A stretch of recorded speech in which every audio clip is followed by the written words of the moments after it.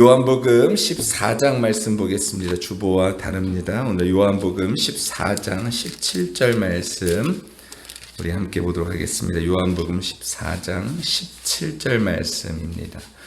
우리 한 절만 함께 읽겠습니다. 요한복음 14장 17절 말씀입니다. 함께 읽습니다. 시작.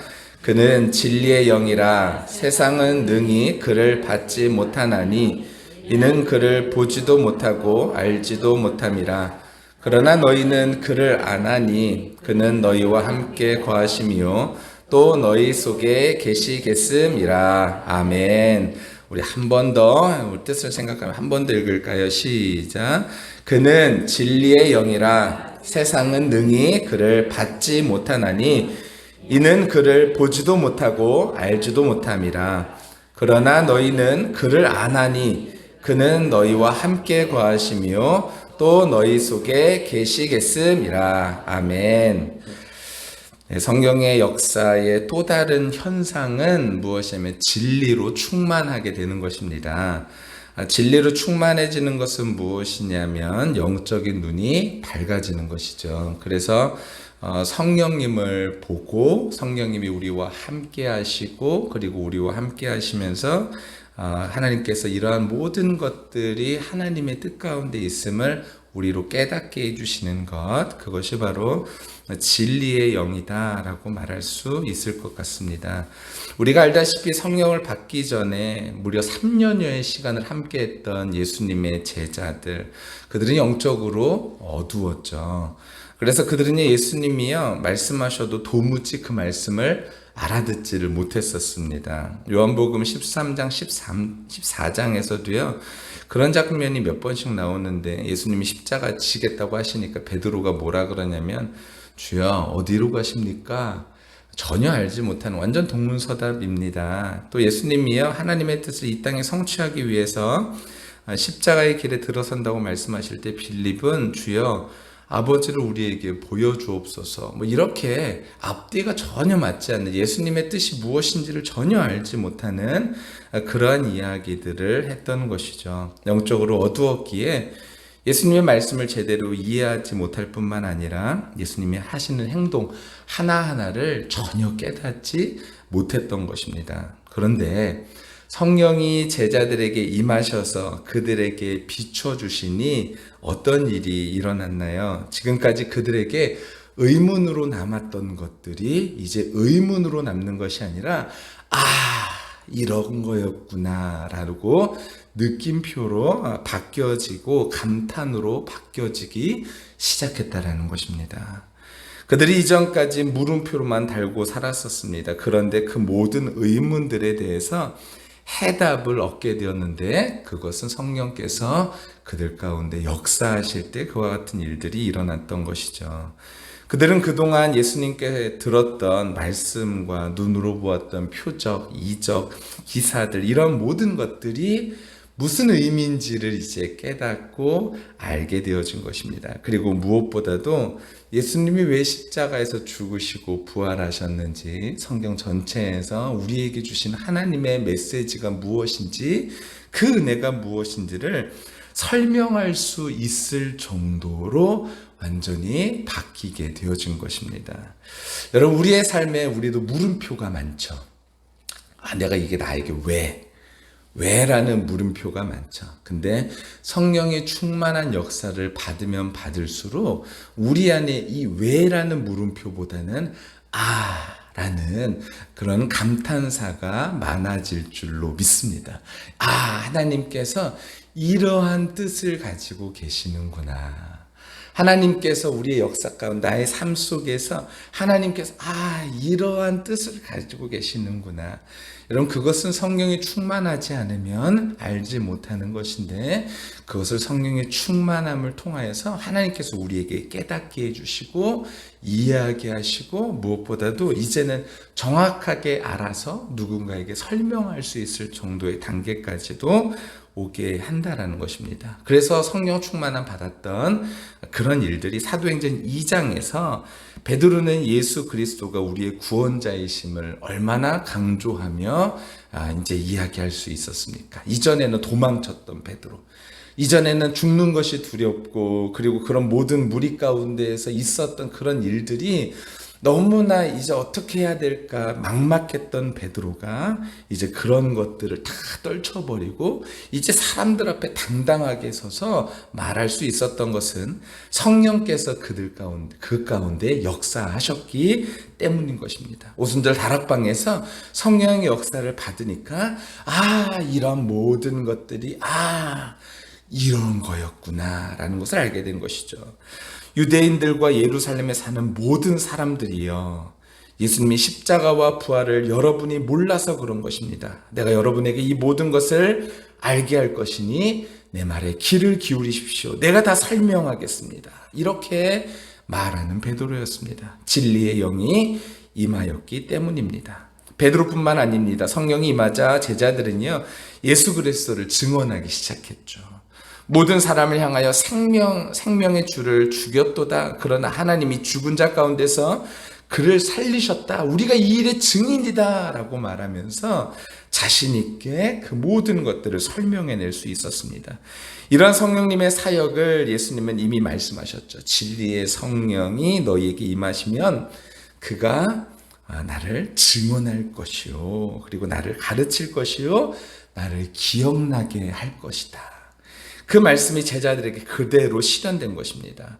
제자들에게 성령이 임하셔서 하신 일을 일컬어 뭐라고 말하는 거냐면 계시라고 말합니다. 베일에 싸려져 있던 것들을요, 감춰져 있던 것을 하나님이 열어서 보게 하여 주신 것이죠. 제자들은 오묘한 구원의 도리를 깨달을 수 있었습니다. 이제 성령께서 제자들에게 하신 것처럼 우리를 가르치시고 진리의 말씀을 기억나게 하시며 복음을 증언하게 하실 것입니다. 물론 제자들은 직접 보고 경험한 것을 토대로 진리를 깨달았다면 우리는 이제 남겨진 하나님의 말씀, 계시의 말씀을 근거하고 기도할 때 성령께서 역사하시고 이런 말씀을 듣고 깨닫고 기도할 때 하나님께서 응답 주시고 이러한 것들로 통하여서 하나님을 증언하는 삶을 살게 되어질 것이다라는 것입니다. 그래서 제자들에게 임하시는 성령의 역사를 계시라 한다면 우리에게 역사하시는 하나님의 역사를 좀 더 정확하게 표현하면은 조명이다라고 표현할 수 있습니다. 그럼 무대 조명 장치 있지 않습니까? 이런 거 다 조명인데요. 지금 여기도 새벽은 어둡습니다. 적당한 빛을 밝혀서 공간을 적당하게 쓸 수 있도록 바꾸죠. 마찬가지로 성령도 우리가 기록된 말씀을 손에 들고 펴서 읽을 때마다 우리의 마음의 눈이 밝아져서 그 말씀을 훤히 깨닫게 하시며 뿐만 아니라 우리가 이 세상 가운데에서 의문이 드는 많은 것들을 대할 때에 성령께서 우리 마음에 조명해 주시면 이것이 이러한 하나님의 뜻이 있구나라는 것을 마음속에 훤히 알 수 있는 은혜가 있을 수 있게 되어진다라는 것입니다. 그래서 고린도전서 2장 12절에 우리가 세상의 영을 받지 아니하고 오직 하나님으로부터 온 영을 받았으니 이는 우리로 하여금 하나님께서 우리에게 은혜로 주신 것들을 알게 하려 함이라. 하나님이 우리에게 은혜로 주셔서 주신 말씀, 또 사건들, 일들, 모든 것들이 하나님께서 모든 것들 은혜로 주신 것들이구나. 나의 인생 가운데 물음표가 아니라 느낌표로 바꿔가며 내가 거룩한 하나님의 성도로서 세워져 가는 데 있어서 이 모든 것들이 귀하게 사용되어지는 일들이구나 라는 것들을 깨닫는 은혜들을 허락해 주신다라는 것입니다. 우리 육신의 눈이 만물을 보기 위해서는요, 빛이 필요합니다. 빛이 비치면 눈을 뜨고 모든 것을 볼 수 있죠. 그러나 우리의 마음의 눈은 우리 스스로 떴다 감았다 하지 못합니다. 마음의 눈은 오직 성령님이 오셔서 열어주실 때 열리는 것이고 그 마음의 눈을 가리켜서 영적인 눈이다라고 표현할 수 있는 것이죠. 이게 열리면 하나님의 말씀을 세상의 모든 일들을 하고 받아들이고 알 수 있는 그런 하나님의 은혜가 임하게 되어진다라는 것이죠. 이것을 조명이라고 말합니다. 우리가 한번 성령의 손에 이끌려서 하나님 말씀 앞으로 가게 되면 우리의 지성과 마음이 이전에는 깨닫지 못했던 하나님의 비밀을 깨닫게 하시고 그 말씀으로 인하여 기뻐할 수 있는 마음을 허락해 주실 줄 믿습니다. 그래서 좋은 시력을 가지고 이전에는 보려고 해도 보지 못했던 것들을 이제 훤히 다 들여다볼 수 있는 그러한 능력을 우리 가운데 허락해 주시죠. 성경을 읽을 때, 세상을 살아갈 때 우리와 함께 하시는 성령님은 우리의 눈을 밝히셔서 우리로 하나님의 뜻을 알게 하시고 기대하시게 하시고 그 말씀을 기뻐하게 하실 줄 믿습니다. 그래서 오늘 말씀에 너희는 그를 아나니 그는 너희와 함께 거하심이요 너희 속에 또한 계시겠음이라. 아멘. 여러분, 성령님이 우리와 함께 동행하시니 여러분, 모든 것들에 대해서 하나님께서 설명해 주시고 알게 해 주시고 깨닫게 해 주시고, 그래서 우리의 인생의 물음표가 아닌 느낌표로 매일매일 인생이 감탄으로 여겨질 수 있는 귀한 일들이 저와 우리 모두 가운데 일어나게 되시기를 예수님의 이름으로 간절히 축원합니다. 성령이 충만하면 감탄으로 바뀌면 그때 불평불만이 나오는 것이 아니라 감사가 나오는 것이죠. 하나님께서 이러한 일들을 예비하셨구나. 하나님께서 이 일을 통하여서 어떤 하나님의 역사와 뜻이 있으시구나. 아니, 발견하지 못했다 하더라도 기대하게 하시는 거죠. 하나님께서 이러하신 분이시니 이것을 통하여 또한 이런 일들을 하시겠구나. 여러분, 그러한 기쁨이 있을 때 우리가 아까 찬송했던 그 찬양이 우리의 입에서 나오게 되는 것 아니겠습니까? 내가 매일 기쁘게 순례의 길 행함은 주의 팔이 나를 안보함이요 내가 주의 큰 복을 받는 참된 비결은 주의 영이 함께함이라. 나와 동행하시고